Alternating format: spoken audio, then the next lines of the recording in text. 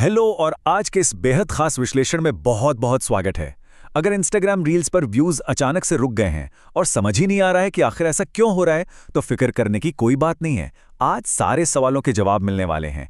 हम 2026 के Instagram reels algorithm के बिल्कुल सटीक मैकेनिज्म को डिकोड करने जा रहे हैं। और देखिए, ये सिर्फ हवाई बातें नहीं हैं, बल्कि सीधे उन डेटा और सेटिंग्स का विश्लेषण है जो आज के समय में असली विजिबिलिटी तय करते हैं। एक बहुत ही आम सवाल जो आजकल हर क्रिएटर के दिमाग में घूमता रहता है, क्या अकाउंट शैडो बैन हो गया है या फिर इंस्टाग्राम बस इग्नोर कर रहा है। आज के समय में ये जानना बहुत ज़रूरी है कि क्या वास्तव में क्रिएटर्स किसी एल्गोरिदम की पेनल्टी का सामना कर रहे हैं या फिर वे इस नए और आधुनिक प्लेटफॉर्म के नियमों को समझने में थोड़ी चूक कर रहे हैं।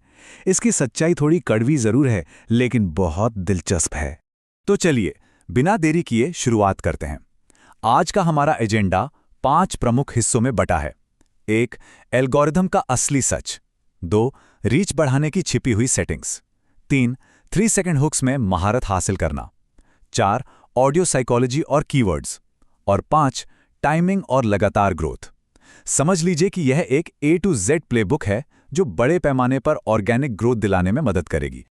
शुरुआत करते हैं हमारे पहले सेक्शन से, एल्गोरिथम का असली सच। यहां उन सबसे आम मिथकों का पर्दाफाश किया जाएगा जो आज के समय में क्रिएटर्स को आगे बढ़ने से रोक रहे हैं। 99%! ये सुनकर शायद थोड़ी हैरानी हो, लेकिन एक चौंकाने वाला सच है कि 99% क्रिएटर्स जिन्हें लगता है कि वो शैडो बैन हो गए हैं, वे वास्तव में सिर्फ बढ़ती हुई प्रतिस्पर्धा का सामना कर रहे हैं। सच तो ये है कि 2026 का एल्गोरिदम अब फॉलोअर्स की संख्या को बिल्कुल महत्व नहीं देता। ये पूरी तरह से फॉलोअर एग्नोस्टिक और कहीं अधिक निष्पक्ष हो गया है। इसका सीधा सा मतलब है कि 0 फॉलोअर्स वाला कोई नया क्रिएटर भी रातों रात वायरल हो सकता है, बस कंटेंट में दम होना चाहिए।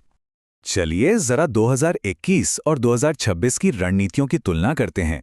2021 में क्रिएटर्स 30-30 हैशटैग लगाते थे और सिर्फ फॉलोअर्स की गिनती पर ध्यान देते थे, लेकिन 2026 में पूरी रणनीति ही बदल चुकी है। इंस्टाग्राम के हेड एडम मोसेरी ने खुद ये स्पष्ट कर दिया है कि बहुत सारे हैशटैग लगाने से अब रीच नहीं बढ़ती। अब राज है AI संचालित कंटेंट अंडरस्टैंडिंग का। आज के समय में सिर्फ 1 से 3 सटीक हैशटैग, कीवर्ड से भरे कैप्शन और DM शेयर्स पर फोकस करना ही सफलता की असली कुंजी है। और ये नया एंगेजमेंट चार्ट इस बात को बखूबी समझाता है। लाइक्स और कमेंट्स, अब उनकी अहमियत केवल 20% रह गई है।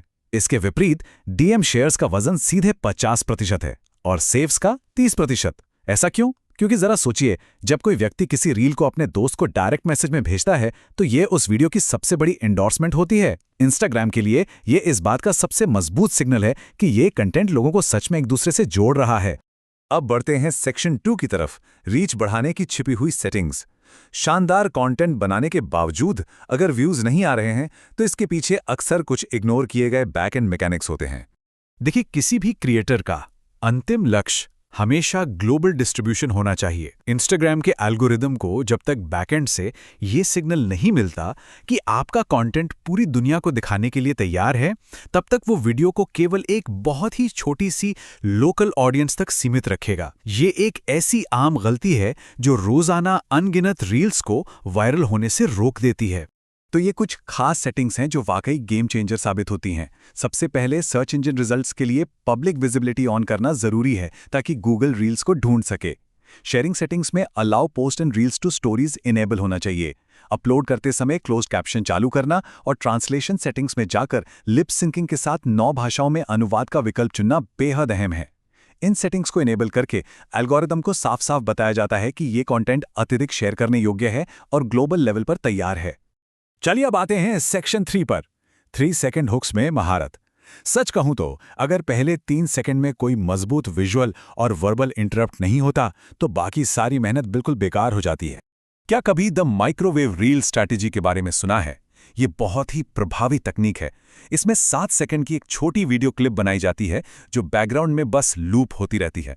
वीडियो पर एक बहुत ही दमदार टेक्स्ट हुक होता है और इसके साथ 100 से 200 शब्दों का एक जानकारी से भरा कैप्शन लिखा जाता है। अब होता क्या है कि जब तक दर्शक वो लंबा कैप्शन पढ़ते हैं, तब तक पीछे क्लिप कई बार लूप हो चुकी होती है। इससे एल्गोरिदम को एक मैसिव वॉच टाइम का बहुत ही पावरफुल सिग्नल मिल जाता है। यहाँ कुछ 5 प्रूवन हुक फॉर्मूले हैं जो दर्शकों के दिमाग पर मनोवैज्ञानिक ट्रिगर की तरह काम करते हैं। उदाहरण के लिए, द मिस्टेक हुक क्रिएटर की वल्नरेबिलिटी यानी भेद्यता दिखाता है, जैसे मैंने ये गलती की, कोई और मत करना। वहीं द कॉन्ट्रेरियन हुक लोगों की आम धारणाओं को सीधे चुनौती देता है, जिससे उनका पैसिव स्क्रोलिंग तुरंत रुक जाता है और वे सोचने पर मजबूर हो जाते हैं। एक और बेहद दिलचस्प तरीका है द कोल्ड ओपन टेक्निक। इसमें शुरुआत में कोई इंट्रोडक्शन या बैकग्राउंड नहीं दिया जाता, बल्कि सीधे अंतिम परिणाम या वीडियो के सबसे रोमांचक हिस्से से शुरुआत होती है। ये दर्शकों को तुरंत वैल्यू दिखाता है और उन्हें ये जानने के लिए पूरा वीडियो देखने पर मजबूर कर देता है कि आखिर ये नतीजा हासिल कैसे हुआ। अब बात करते हैं सेक्शन 4 की, ऑडियो साइकोलॉजी और कीवर्ड्स।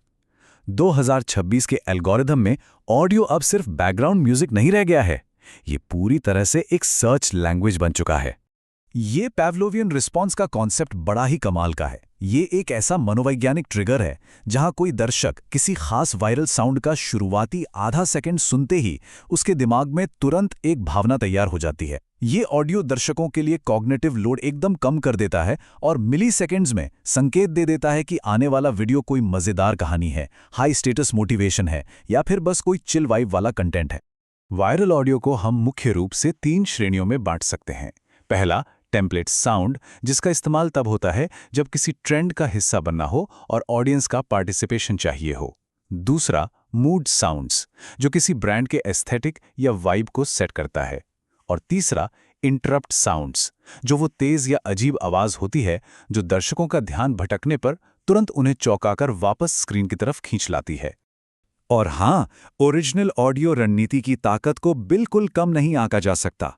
कमर्शियल म्यूजिक पर बिजनेस अकाउंट्स के लिए अक्सर कई प्रतिबंध होते हैं, लेकिन अगर एक शानदार और रिलेट करने वाला ओरिजिनल वॉइस ओवर रिकॉर्ड किया जाए तो हो सकता है कि हजारों अन्य अकाउंट्स उसी आवाज का इस्तेमाल करें।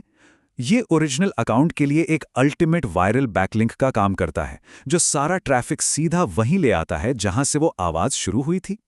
अब आते हैं हमारे आखिरी और 5वें सेक्शन पर, टाइमिंग और लगातार ग्रोथ।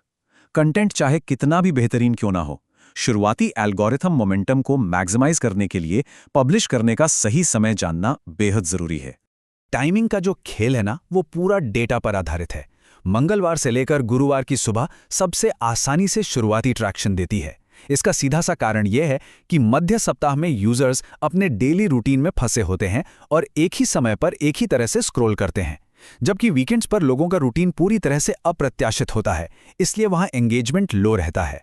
अगर अकाउंट बिल्कुल नया है, यानी 0 फॉलोअर्स हैं, तो रणनीति क्या होनी चाहिए? इसके लिए सबसे बेहतरीन तरीका है 14 दिनों तक लगातार किसी एक बेहद नैरो निश पर पोस्ट करना।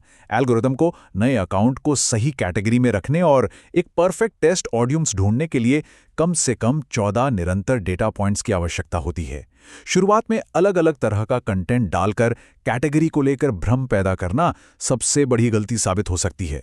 रील पब्लिश करने के बाद का पहला घंटा डिसाइड करता है कि वो कितनी दूर तक जाएगी। आते ही कमेंट्स का तुरंत रिप्लाई करना, एक वैल्यू जोड़ने वाला कमेंट पिन करना और रील को एक स्पष्ट प्रॉम्प्ट के साथ स्टोरीज पर शेयर करना बेहद जरूरी है। किसी भी रील के डिस्ट्रीब्यूशन का भविष्य काफी हद तक पहले 60 से 90 मिनट के भीतर आई एंगेजमेंट की गति पर ही निर्भर करता है।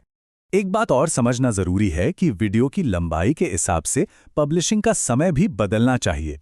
15 सेकंड की छोटी क्लिप्स छोटे छोटे समय के अंतराल में भी बढ़िया परफॉर्म कर सकती हैं, लेकिन अगर कोई 3 मिनट का लंबा ट्यूटोरियल पोस्ट किया जा रहा है तो उसे ऐसे समय पब्लिश होना चाहिए जब दर्शकों के पास वास्तव में आराम से बैठकर उसे ध्यान से देखने का समय हो। ये सारी बातें हमें एक बहुत ही स्पष्ट निष्कर्ष की ओर ले जाती हैं। पुराने ट्रिक्स और स्पैम वाले तरीके अब बिल्कुल काम नहीं करते। स्पष्टता, सही संदर्भ और कंटेंट की शेयरेबिलिटी हमेशा उन पुरानी एल्गोरिथम चालों को मात देगी। इंस्टाग्राम का एआई अब कंटेंट को बिल्कुल इंसानों की तरह गहराई से समझने लगा है। तो अंत में एक सबसे बड़ा सवाल उठता है, क्या अब पुराने मिथकों को हमेशा के लिए छोड़कर इस नई 2026 की वास्तविकता को अपनाने का समय नहीं आ गया है? बिल्कुल आ गया है। सही बैकएंड सेटिंग्स और बेहतरीन हुक फॉर्मूले के साथ अगला वायरल कैंपेन बस एक सही कदम दूर है। इस खास विश्लेषण में जुड़ने के लिए बहुत बहुत धन्यवाद और हाँ, नई रणनीतियां सीखते रहें।